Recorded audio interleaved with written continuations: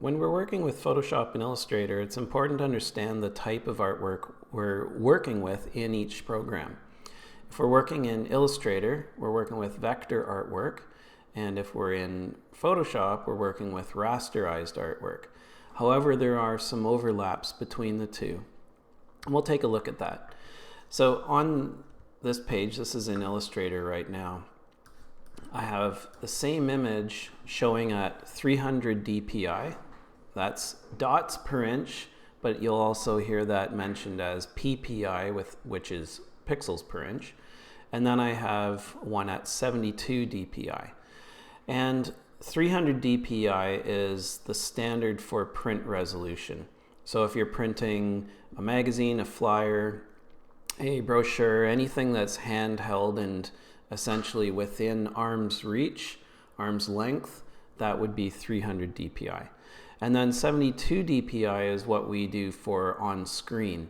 So if I was saving something for a blog post, an image for a post to a blog, I would format it to the size necessary for that post, which may be, for example, 600 pixels wide, or that's a lot, maybe 300 pixels wide, but it would be at 72 dpi, and that would be proper screen resolution. For print, because print is higher resolution, we simply need to be sure that our images can accommodate that. In any case, resolution is rasterized artwork. So if we're looking at something that is pixel-based, this is pixel-based, it's high resolution, and the further I zoom in, we begin to see the pixels. The one that's at 72 dpi takes a little less zooming in to notice the pixels. So that's just the difference, of course, between the higher resolution, 300 dpi, and the lower resolution, 72 dpi. Now, dpi does vary, of course. If you're designing for different devices these days, you'll have some different resolution settings. If you're designing for different print mediums, for example, maybe a poster. A poster can be lower in resolution because it's typically viewed from a further viewing distance. So we can do a larger graphic like that, but be able to reduce the resolution and save some space.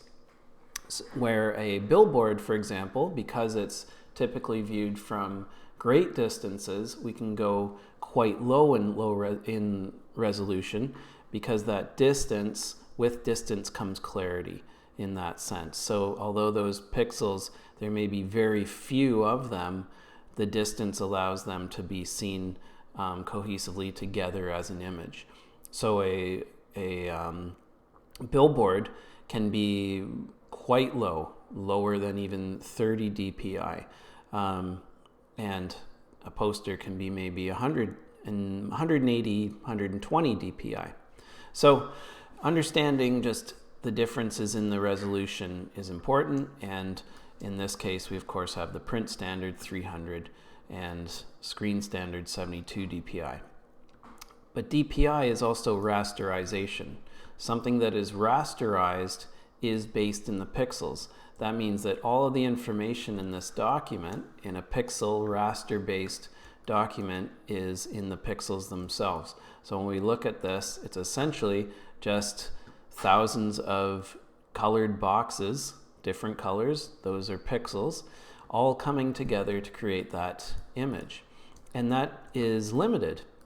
In this case, there's a certain number of pixels, and that's the information that contains. So when I zoom in, even on the high res, eventually it gets kind of fuzzy because it's just zooming in on that limited information.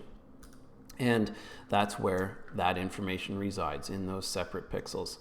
Where on vector artwork, the information resides in the anchor points.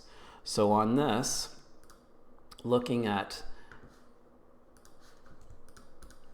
the artwork from this standpoint, if I use my direct select cursor in Illustrator, I can click on the artwork and I'll see these anchor points. Those anchor points are indicating the information. Essentially, they're representing the information, and it's all location based. That's where the term vector comes from. So I can zoom in on this as much as I like, and it's always going to stay crisp because it's about communication between those vector points. So when we look at this circle, I'm just going to clear some viewing space for myself here. When we look at that circle, and I just pressed Command Y to look at the line art of it, it's made up of 5 vector points, the 4 around the perimeter and the 1 in the center. And what these are doing is communicating to each other, and they're also based essentially on the XY axis. If we look up top here and I select an anchor point, it's noting its location on the XY axis of this document. So what allows this to stay crisp when I zoom in on it is simply the fact that that information is communication between these 2 points. So I can zoom in, it remains crisp. I can zoom out, it remains crisp. I can change the size of this item and it will remain, because the communication between those 2 points, which in this case, between these 2 or 3, we'll choose these 2, the top and the one at the right.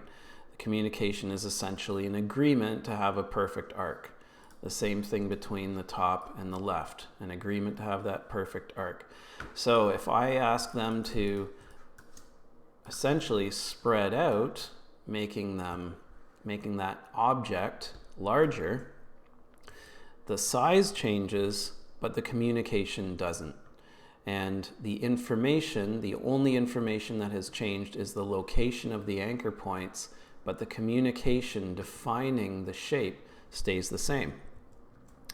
Where on this is the same thing. This is a vector circle, a copy of that one.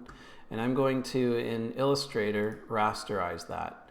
So I can make it pixel based. So I'm just going to go to the object menu and rasterize, and I'll make it grayscale and 72 dpi. So you'll see here it says ppi, that's pixels per inch. Technically that's the correct way to term it, but we use dpi and ppi interchangeably. And we'll say okay.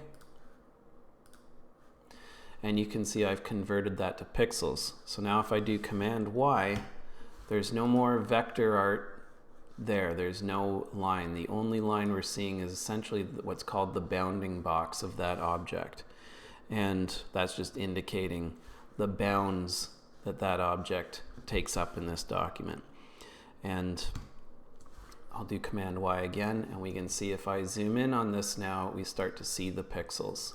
So we've limited that. I can still zoom in on this one all I want because there's no actual information there. It's just based on the agreement between those 2 anchor points. So in this case, now I've got the vector circle, the rasterized circle. If we take something like a logo, where we can see this logo, it's type that's been converted to outlines. And to convert type to outlines, you select your type and not highlight it. I'll just do it with this label here. I don't highlight the type. I just select it and I go to the type menu and create outlines. And what that did was take live type and convert it to shapes. So now it's a vector graphic, where right now we're in a vector program, but this is live type. It hasn't been fully turned into a vector graphic. So that's what this is here. This is a grouped, it's all grouped letters. If I use my direct select, I can select each one individually, and that's the vector version of that logo. Here, I'll change this one, I'll rasterize this. And I'll do the same, grayscale 72 dpi, and I'm just doing that to keep it moving quickly. It's low resolution, but I don't need to use this for anything. And we can see that it gets fuzzy. Now the reason we have the 2, or one of the reasons, is because vector artwork is very accommodating to the different production applications. For example, as a logo, when we design logos, we want to design them as a vector graphic in order to accommodate all of the production mediums that would use the vector artwork for what's called tooling. Essentially, that I could take this graphic, and I'll do Command Y again. I can send this to a producer that maybe does laser cutting or does vinyl cutting. What they do is they put this file, we would save this as a file in Illustrator EPS or Illustrator.ai, and they can put that file into the software for the machine, and the machine interprets the line art and cuts that. So water lasers, cutting devices, if you're getting signs made, you're doing embroidery, anything like that. What vector artwork allows for tooling over and above just the clarity that we get with it. And then we couldn't do that with the rasterized art. This would actually have to be recreated into a vector in order to work in the tooling. So there's a lot of advantages, of course, to vector artwork. However, it doesn't have the photorealism, of course. So that's why we have rasterized graphics, in order to get the photorealistic imagery and to work with imagery, literally. And Photoshop is a raster-based program. Illustrator is a vector-based program, and of course we can work with images in it, but we can't modify the images, we can't change them, we can't edit them.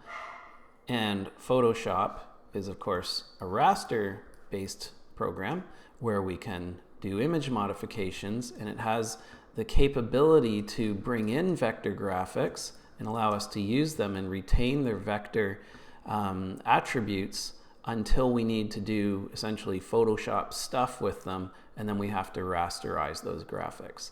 So that's the difference. The main difference being the information for a vector graphic resides in those vector points and their location and communication to one another. And then rasterized graphics, the information resides in the pixels.